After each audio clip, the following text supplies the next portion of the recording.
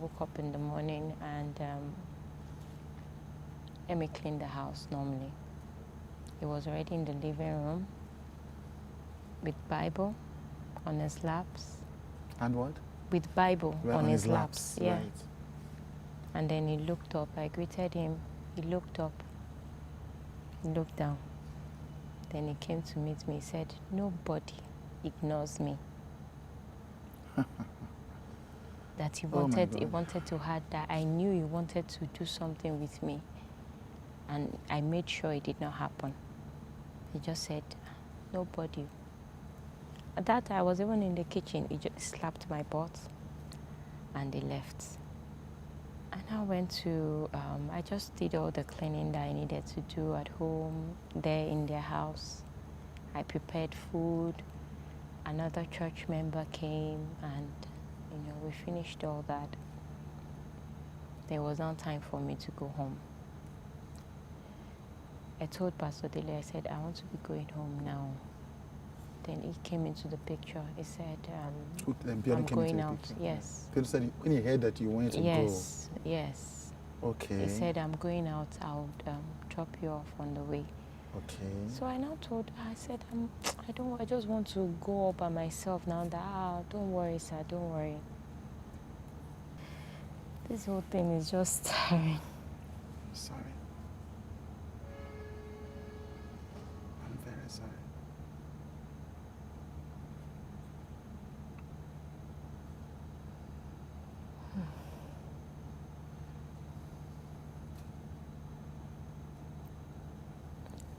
I've tried to be like a superwoman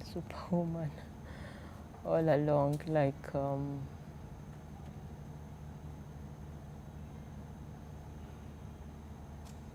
I don't like to remember these things. I'm sorry. Yeah.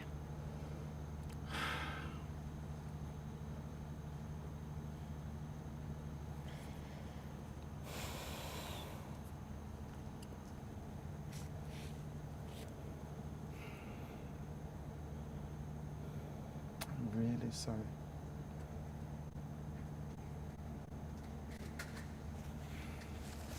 In a way, really, I see men of God to just be mean.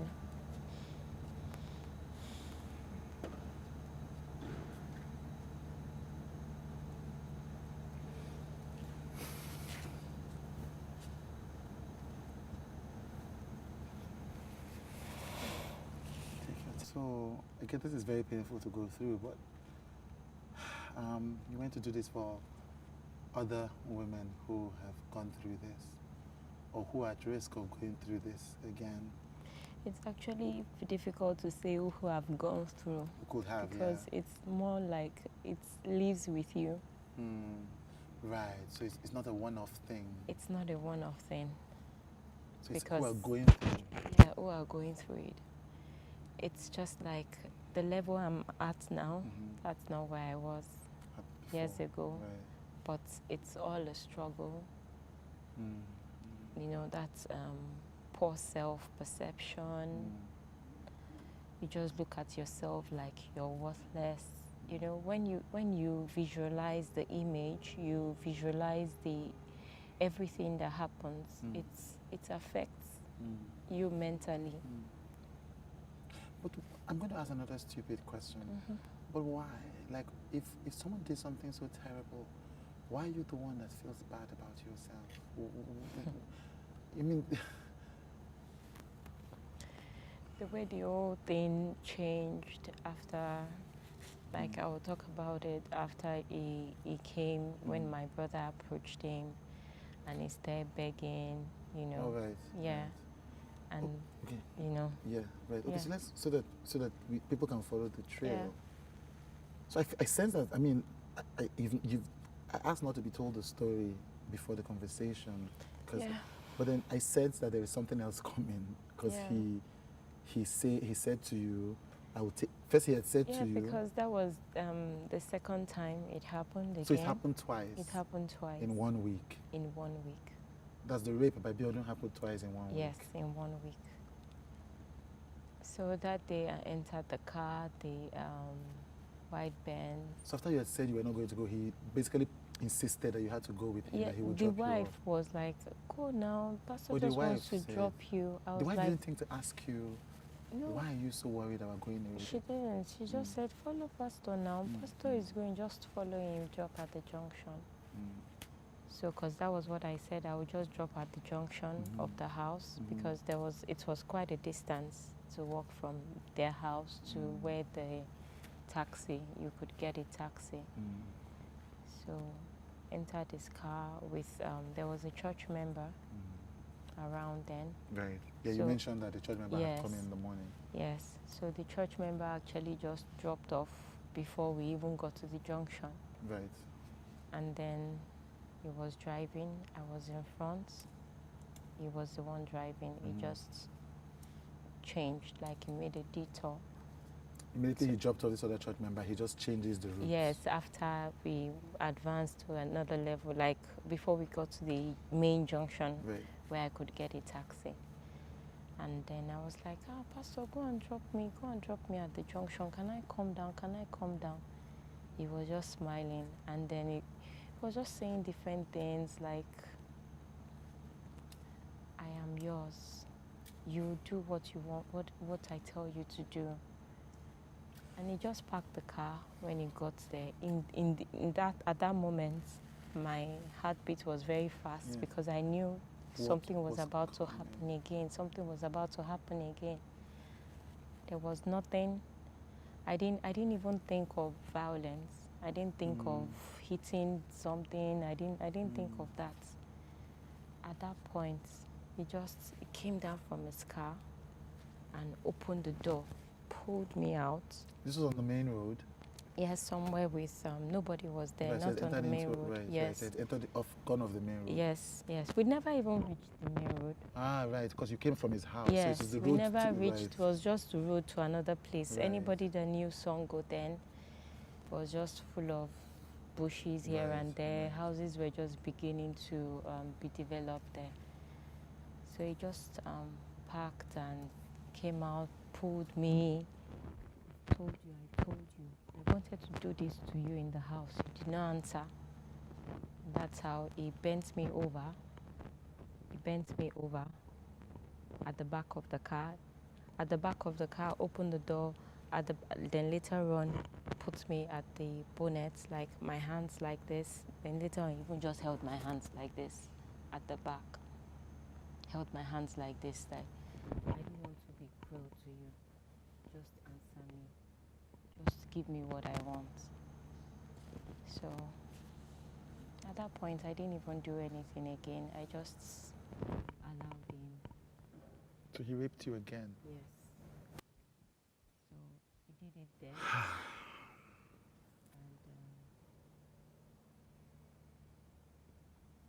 And came.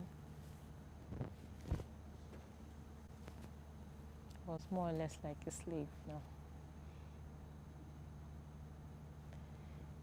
So he did it there. He ejaculated and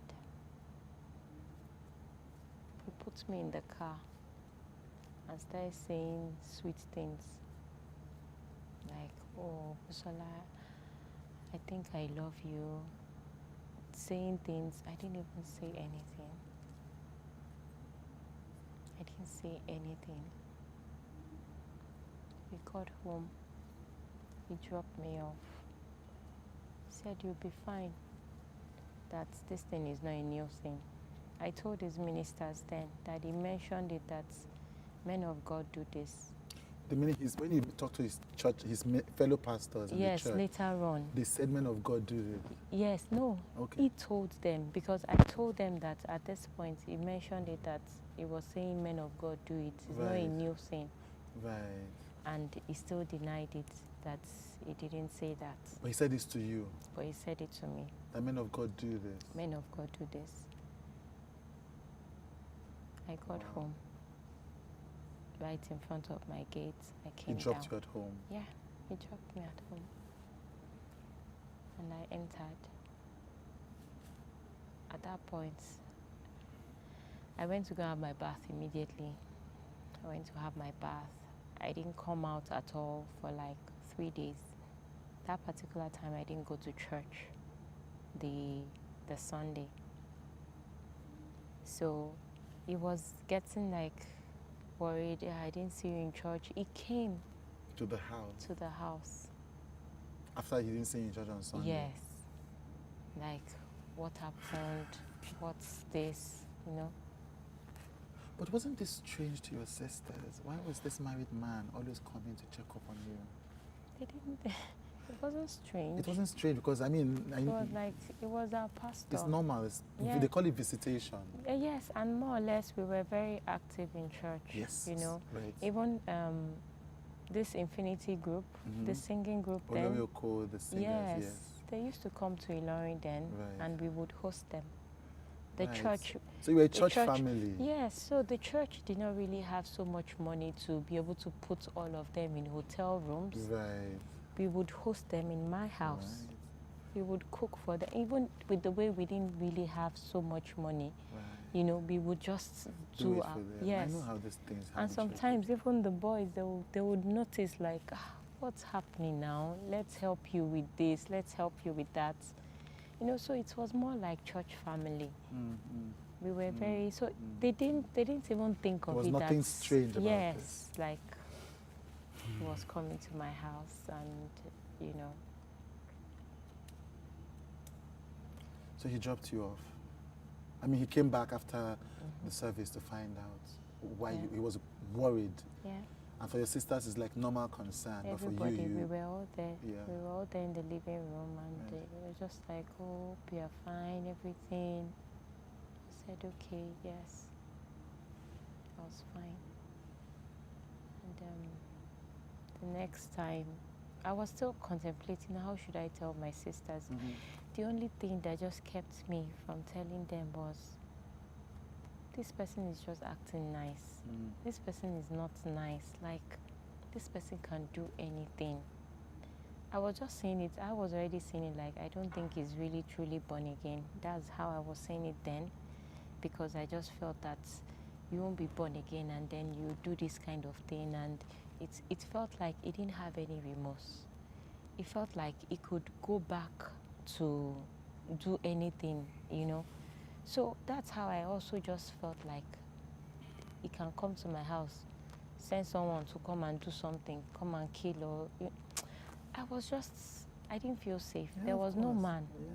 No man. It's not like I had the covering of my dad, like somebody that could protect us.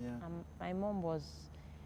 I was all sold out to just be there for my mom. Like, I couldn't even tell my mom. And my mom and I, we sort of used to talk. I was like the stubborn person that, you know, some things that were troubling her, she would easily talk to me about them, you know, and I would pray with her and all those things. So all this, I was quiet. I would still go to church, come back, but then I now stopped being active in choir. I just told myself, on no account should you be with this guy alone. On no account will you go to his house again. I was just trying to like give myself different things to avoid so I don't find myself in that state anymore. And then myself and my sisters would still talk around because they held my virginity like it was theirs. So they would talk around it. Hey, Busola, when you even have your first boyfriend, oh, don't do this, just continue. And I would still smile. But whenever we had such conversations, I would just run back to the room again and cry, you know. I traveled it was when I was in Lagos. I told one of my sisters, she was coming to Lagos, that please let me just follow you. I just want to come here to Lagos. She came to Lagos. I followed her.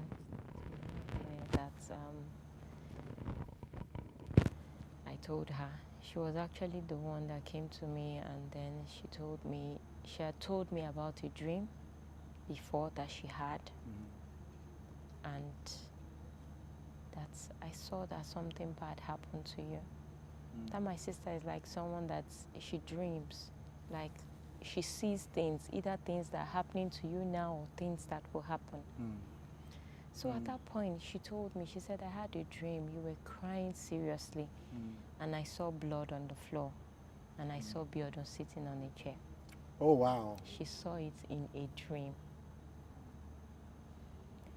So that moment, I was sort of like in shock. Like, I denied. I said, no.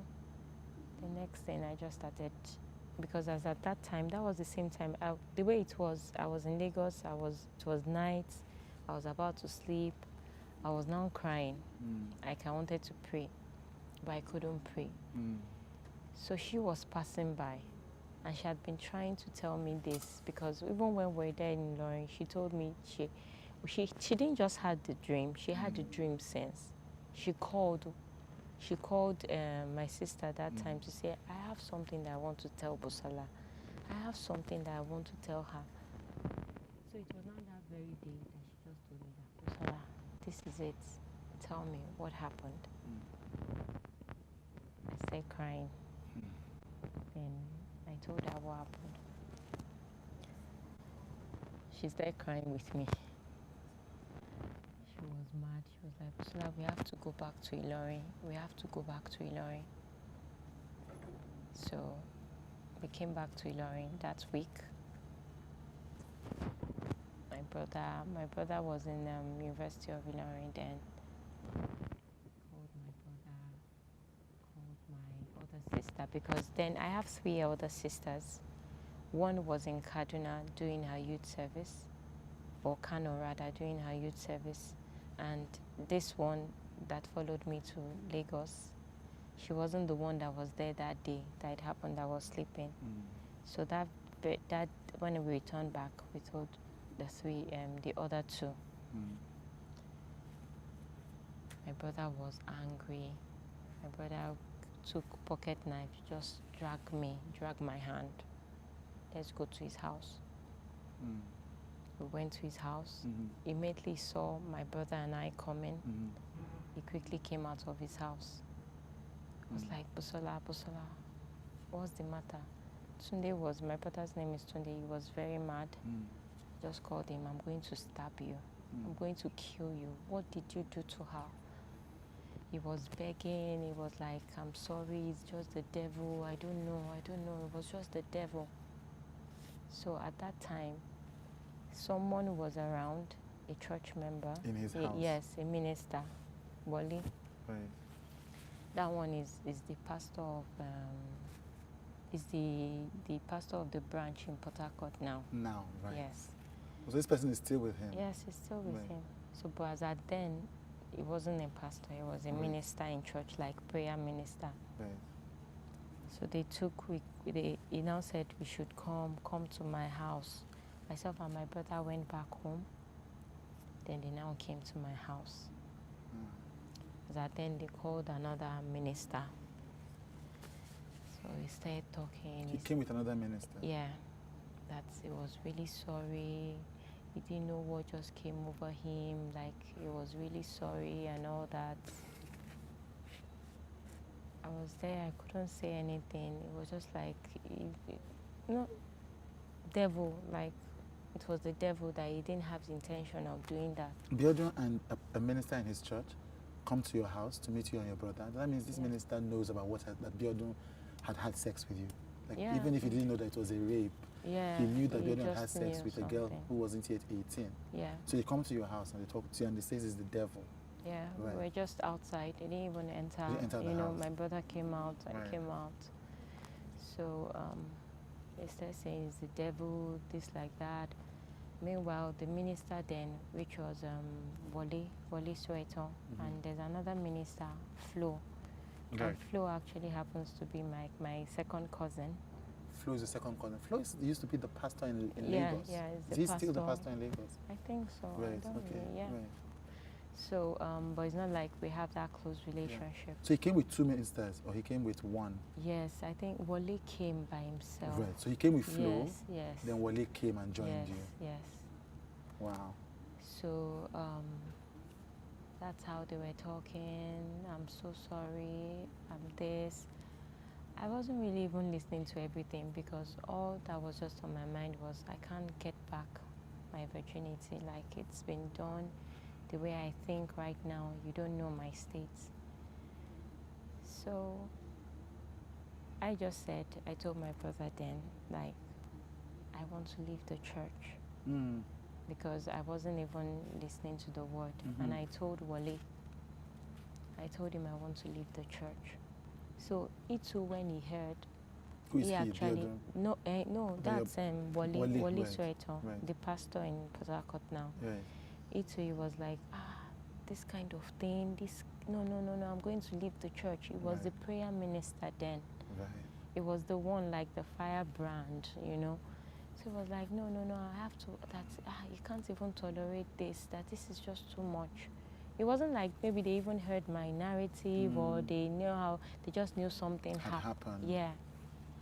So Wale said that, and then he was like, please, I'm so sorry, you know, knelt down. I don't want you guys to leave the church.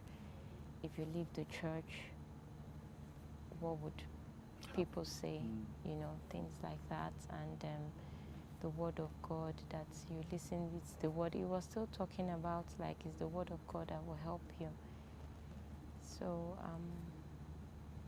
I just kept quiet at that point. And after a while, he left. I entered the house. They were still having, they were still having conversation. It was now later on I was chatting with I came out. I was talking with Minister Wale. Right. Then so he was like, Pastor is really sorry, and it's like he really needs their help. Like, so basically, what he was saying, this man is a sick man, he needs help. Like, yes, that he doesn't feel this is the right time to leave him. Oh, this is not the right time for Wale to leave him because he needs Wale's help. Yes. Right. Like, you know, he was the prayer minister, so maybe he felt could praying could, like, just be there for him. And then he was talking that it's just time, you'll be fine. And who will be fine? You will be fine. Yes, that I'll be fine. That you will be fine. Yes, that I'll be fine. That we should just look at him like it's a weakness, like something. That you should look at it as if Biodun raping you an under 18-year-old is a weakness. Yes. Right. And you know, it was just an act of the devil. I was just nodding. And later on, after they all talked, you know, so I can't believe this happened, though. I can't, you know, they all expressed themselves differently. At that time, Pastor Biodun had left. So I went back home, and I know the next Sunday we didn't go to church. It was like we went back to church after like 2 weeks. You went back to the church? Yeah. Why? Wale came, as in, it was more like constant visits to us. Like, the Amokitons, you people are really, really... And your mother didn't know by this time? My mother didn't know. We all agreed, like, we weren't going to tell her. So, but your sisters knew? Yeah. And your sister who was in Lagos, you know, the one who had... I mean, again, how did... Like, sorry, and this is a lot. This is a lot. And it's a lot for me, so I can't even imagine for you. But I'm just trying to understand. So, when your sister had the dream, because it was a very random dream, what made her walk up to you to tell you this dream? There's something... Yeah, it was a very that weird particular dream. day. I was in the house about to sleep at In night. Lagos, right. Yes, in Lagos. Because, see, every night wasn't the same night anymore. There are times I would cry. Sometimes it would be like I would almost sleep off in the bathroom, then I would get up. I was just trying to adopt in my own way, you know. So that time I was in Lagos. I was actually just kneeling down. And it was like I was praying, but I wasn't praying. I was just crying. I mean, well, this was night, late in the night. So my sister came out of our room, of the room where she was staying, and she noticed she was just hearing sound. Why? I was just saying, why me? Why me? That was just the question I kept asking for a very long time, because I felt I was faithful to God. I felt I had led many people to Christ, even though I was young. I felt I had done a lot for God, you know, back in school. I would even do like a deliverance session for people. I felt I was too committed.